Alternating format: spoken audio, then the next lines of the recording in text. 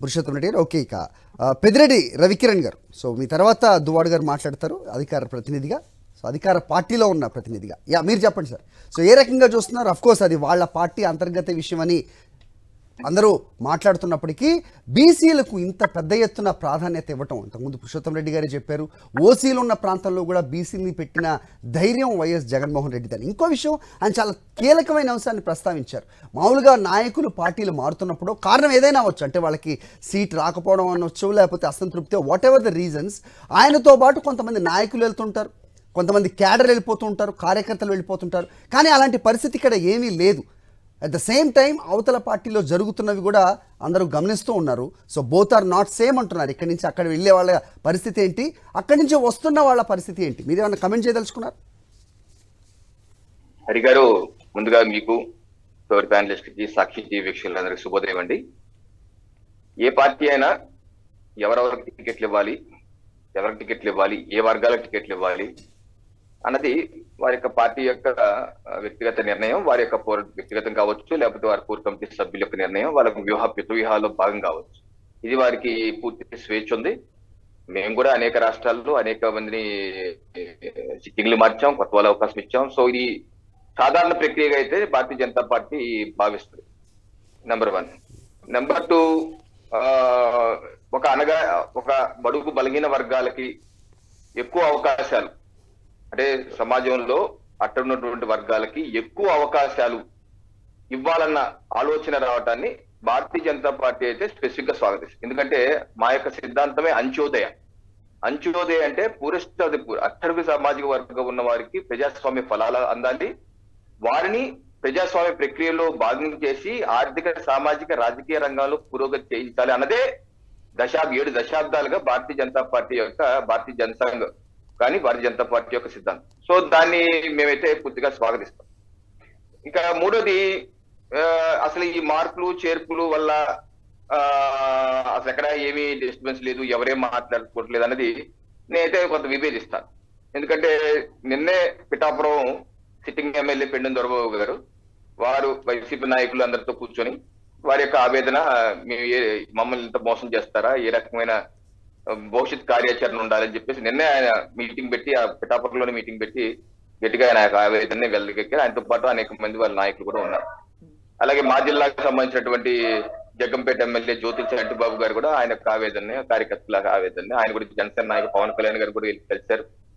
మరి టీడీపీలోకి వెళ్దాం అనుకుంటున్నారు. టీడీపీ వాళ్ళు ఏమో జ్యోతి నెహ్రూ గారు నువ్వు వస్తే నేను ఊరుకోనన్నారు, అల్టిమేట్ ఇచ్చారు ఆయన. సో మరి ఆయన ఎక్కడికి వెళ్ళాలో తెలియక అక్కడ ఆగారు. సో ఎక్కడికి వాళ్ళ ఆవేదనలు చెందట్లేదు, లేకపోతే వాళ్ళ కార్యకర్తలు కొంతమంది సన్నిహితులు కావచ్చు, వారి కార్యకర్తలు ఆవేదన చెందట్లేదు అని దాంతో నేనైతే కొంత విభేదిస్తాను. అయితే అది ఆయా పార్టీల్లో, అన్ని పార్టీల్లో ఉండేవి, మా పార్టీలో కూడా మార్చినప్పుడు ఇలాంటివి ఉన్నాయి.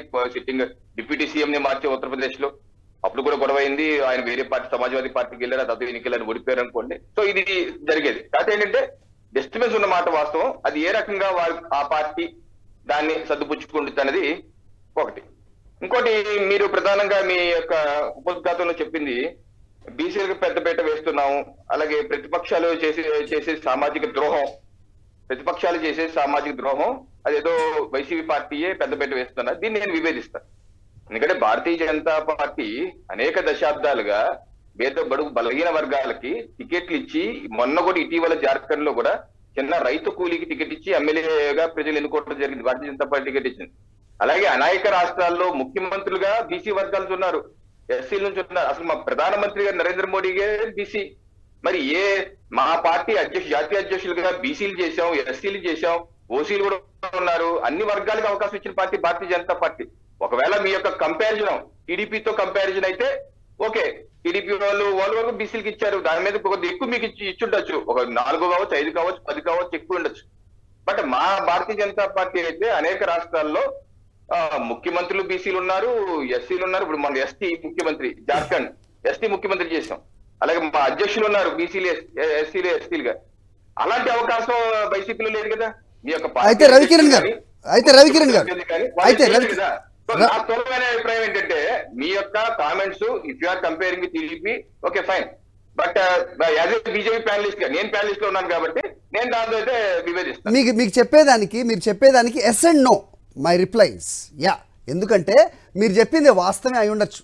వేరే రాష్ట్రాల్లో మీరు ఏమేం చేస్తున్నారో, ఎంతమందిని మారుస్తున్నారో, బడుగు బలహీన వర్గాలకి ఏ రకంగా ప్రాధాన్యత ఇస్తున్నారో అది మీ చాయిస్, ఎందుకంటే అక్కడ మీ సే ఉంది. కానీ ఆంధ్రప్రదేశ్లో మీ సే ఉన్నట్టుగా కనబడట్లేదు కదా.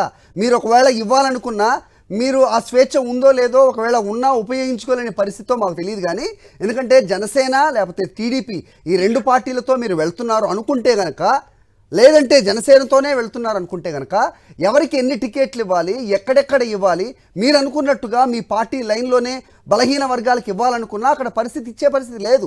ఎందుకంటే వాళ్ళు చెప్పాలి, ఆ సమీకరణాలు కుదరాలి, ఎక్కడ ఎవరు పోటీ చేయాలనేది ఇంతవరకు క్లారిటీ లేదు. కాబట్టి మీరు కూడా ఇంక్లూడ్ చేశాము ఇక్కడ.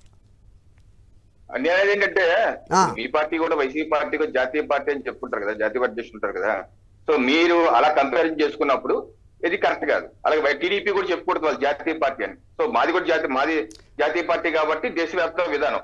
అలాగే మేము ఎప్పుడు చేయలేదు అంటున్నారు, గతంలో కూడా మేము చేసాం. నేను అంటే చిన్న పార్టీ కంపారిజన్ అనేసి చెప్పాల్సిన అవసరం ఉంది. 2017లో కాకినాడ కార్పొరేషన్ నేను నగర అధ్యక్షుడిగా కార్పొరేషన్ ఎన్నికలు జరిగితే ఇక్కడ ఓసీ డివిజన్ లో, బ్రాహ్మణులు ఎక్కువ ఉన్న డివిజన్ లో బీసీ చాకలి వర్గానికి చెందినటువంటి అభ్యర్థికి ఇచ్చి గెలిపించుకున్నాం మేము. సార్ నేను చెప్పింది కరెక్ట్ తీసుకోలేదు రవికిరణ్ గారు. నేను చెప్పింది ఏంటంటే మీరు ఇవ్వలేదని చెప్పలేదు sir. You didn't get what I am saying. మీరు ద్రోహులు, ఆ ప్రతిపక్ష పార్టీలు మమ్మల్ని ఏదో మీరు ద్రోహులు అని ప్రయత్నం చేస్తే మాత్రం అది తప్పని చెప్పి you didn't get what I am saying sir. నేను అనేది బీజేపీ ఏదైతే చేస్తుందో మీ పార్టీ లైన్ ప్రకారం ఎంత మందిని మార్చారో అన్నిటికీ నేను అడ్మిట్ చేస్తున్నాను. కానీ ఆంధ్రప్రదేశ్లో మీరు అలా చేయాలనుకున్నా మీకు చాయిస్ లేదని చెప్తున్నా. ఎందుకంటే అది మీ చేతిలో లేదు అని చెప్తున్నా. ఉన్న పరిస్థితుల్ని గమనిస్తే కనుక భవిష్యత్తులో జరిగే విషయాన్ని పక్కన పెట్టండి. భవిష్యత్తులో నేను గతాన్ని చెప్పి ఇప్పుడు వరకు ఏం జరిగింది, ఇప్పటి వరకు ఏం జరిగింది, అనేక రాష్ట్రాల్లో ఏం జరిగింది, ఆంధ్రప్రదేశ్ లో ఏం జరిగింది, కాకినాడలో కూడా ఏం జరిగిందో నాకు తెలిసిన అనుభవాన్ని నేను మీ ద్వారా పంచుకున్నాను అన్నమాట. అది రైట్.